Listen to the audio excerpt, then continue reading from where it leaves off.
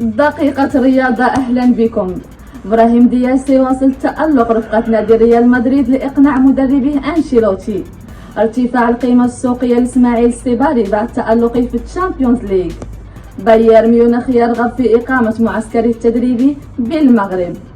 بالعودة للاعب ذو الأصول المغربي إبراهيم دياز، تألق بشكل كبير في مباراة فريق ريال مدريد وفياريال، وسجل هدف رائع في الدقيقة 64 بعد ما كانت النتيجة بين الفريقين هدفين مقابل هدف وحيد لفياريال.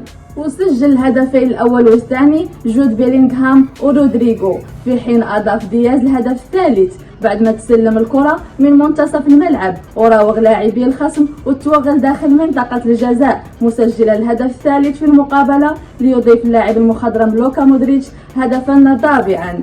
وبهذا الانتصار رفع النادي الملكي رصيده 42 نقطة، متصدرا بشكل مؤقت في انتظار مباراة جيرونا.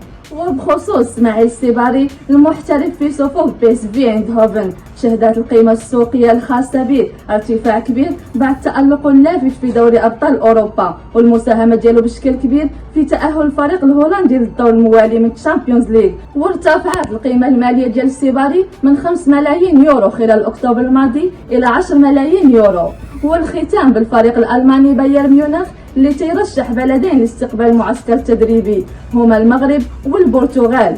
وأكد مدرب البايرن توماس توخيل أن المعسكر الشتوي غادي يكون خارج ألمانيا. ومن جهة أخرى رجحت تقارير ألمانيا أن يستقبل مركب محمد السادس لكرة القدم بسلا المعسكر الشتوي للفريق اللي غادي يستغرق ما بين 4 إلى 5 أيام. كانت هذه أبرز الأحداث الرياضية، شكرا على حسن المشاهدة.